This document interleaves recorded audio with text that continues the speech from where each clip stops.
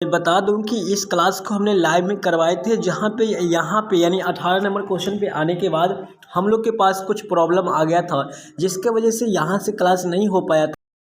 तो प्रिय छात्रों, कैसे हैं आप लोग? आई होप कि आप लोग बता दूं कि इस क्लास को हमने लाइव में करवाए थे, जहां पे यहाँ पे यानी 18 नंबर क्वेश्चन पे आने के बाद हम लोग के पास कुछ प्रॉब्लम आ गया था, जिसके वजह से यहाँ से क्लास नहीं हो पाया था।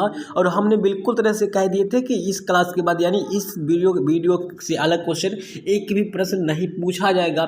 यदि पूछा जाएगा तो मैं पढ़ाना छोड़ दूंगा। मैं ऐसे दावा कर चुका हूँ और अभी भी मैं आप लोग को बोल रहा हूँ कि एकदम तरह से 100% पूछेगा सांख्यिकी से, तो इस वीडियो से अलग एक भी क्वेश्चन यदि पूछा गया तो हम पढ़ाना छोड़ देंगे।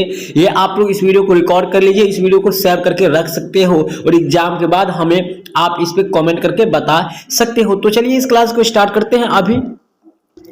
तो चलिए हम लोग 18 नंबर क्वेश्चन को देख ही लेते हैं कि कैसा क्वेश्चन है। कहा जा रहा है कि आंकड़ों 8, 6, 12, 4, 13, 20, 7, 2, 3, 3, 10 में परिसर क्या होगा? जी आपको ध्यान रखिएगा, परिसर क्या होगा। एक नंबर तो 100% फिक्स हो गया, मान चेंज रह सकता है, ये अलग बात है, लेकिन आपको बताना और बनाना है एक ही तरीका जो मैं अभी बताने वाला हूँ। बिल्कुल चुटकी बनाना है। तो देखिए, परिसर निकालने का मतलब होता है कि सबसे बड़ा संख्या में से सबसे छोटा को घटा देंगे तो वो आपका परिसर निकल के आ जाएगा। तो सबसे बड़ा आप लोग देख पा रहे होंगे 20 है, और 20 में से सबसे छोटा हम लोग घटा देंगे तो सबसे छोटी संख्या आपको यहाँ पे 2 है, तो हम लोग 20 में से 2 घटाएंगे तो आपको 18 आएगा। राइट आंसर आपका पहला का सी, 18 का सी आएगा। चलिए 19 नंबर सवाल है, कुछ इसी प्रकार का है। वो वीडियो आप लोग जरूर देखिएगा, वो बहुत आसान क्वेश्चन सब था, उसका लिंक मैं डिस्क्रिप्शन में दे दिया हूँ। निम्नलिखित वितरण में बहुलक वर्ग क्या होगा? तो प्रिय छात्रों, बहुलक वर्ग कहने का मतलब है कि सबसे अधिक। बहुत कहाँ पे है? तो आप 45 में देख रहे हैं कि ये बहुलक वर्ग है, यानी सबसे अधिक है बारंबारता। तो इसके ऊपर जो 40, 50 है, यही इसका बहुलक वर्ग हो जाएगा।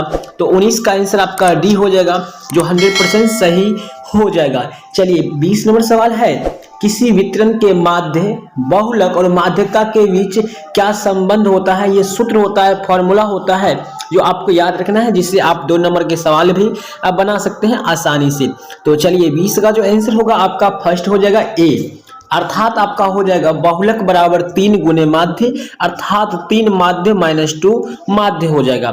चलिए माध्यक और -2 माध्य, यहाँ पे ध्यान रखिएगा। चलिए तो ये फॉर्मूला भी आपको याद हो गया होगा, बहुत आसान है कि बहुलक बराबर 3 माध्यक -2 माध्य। चलिए अगला को देखते हैं।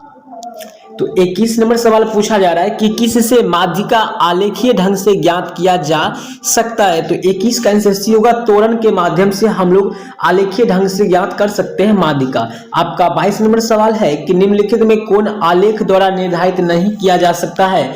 बहुत ज्यादा इंपॉर्टेंट है, VVI सवाल है, बहुत ही इंपॉर्टेंट सवाल है।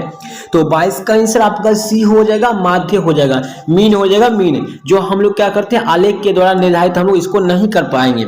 चलिए अगला है 23 नंबर सवाल आप लोग को सामने में है कि संख्याओं 1, 2, 3 डॉट डॉट n का माध्य क्या होगा? तो n है, इसका मतलब सबको जोड़ करके और बट्टा में उतना संख्या देना है। तो यहाँ पे 23 का जो आंसर होगा आपका सी होगा, n+1/2 हो जाएगा। किसी भी संख्या का माध्य आप निकालना चाहते हैं तो ये फॉर्मूला सी वाले लगाइएगा, ये बहुत ही शानदार ट्रिक है और यहाँ से आप किसी भी संख्या को निकाल सकते हैं।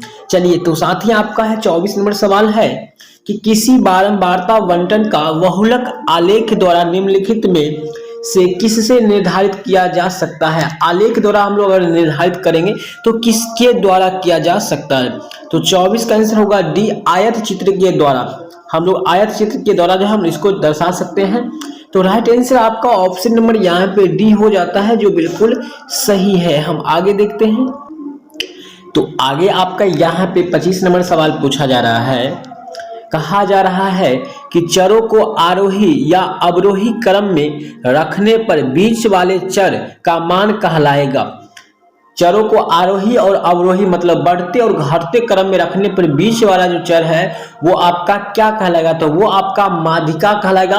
राइट आंसर आपका बी हो जाएगा, एकदम ध्यान रखिएगा, बीच वाले को माध्यिका कहते हैं। 26 है कि 2, 5, 5, यहाँ पे डबल 5 है, 3, 3, 6 का बहुलक क्या हो जाएगा? तो यहाँ पे याद रखिएगा 26 का जो हो जाएगा आपका बी 3 हो जाएगा बहुलक, ठीक है, यहाँ पे 7 लिखा हुआ है। चलिए तो यहाँ पे 3 बहुलक का मतलब है कि जो सबसे अधिक बार आपको दिखे। चलिए तो स्पष्ट नहीं क्वेश्चन दिख रहा था, आगे बढ़ते हैं। 27 कहा जा रहा है कि वर्ग अंतराल a माइनस बी का वर्ग चिन्ह क्या होगा। यहाँ पे डाउट वाले सवाल है, काफी बच्चे यहाँ पे फंसेंगे। हमें उम्मीद है कि आप लोग को इसका आंसर पता भी होगा, फिर भी आप इसका आंसर कर सकते हैं। वर्ग अंतराल a माइनस बी का वर्ग चिन्ह क्या होता है।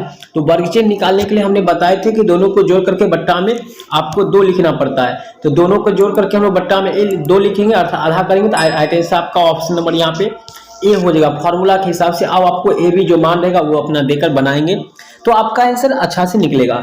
28 नंबर सवाल है 2 4 6 5 4 6 3 4 का बहुलक क्या होगा। तो 28 का आंसर आपका क्या होगा जी बताइएगा। तो 28 का आंसर सी होगा, 4 होगा, क्योंकि 1 2 3 बार 4 आपको दिख रहा है, अर्थात जो सबसे अधिक बार आए आंकड़ों में तो उसी को हम लोग कहते हैं बहुलक। 29 नंबर सवाल है यदि 4 लगातार विषम संख्याओं का माध्य 6 है तो सबसे बड़ी संख्या आपको क्या होगा।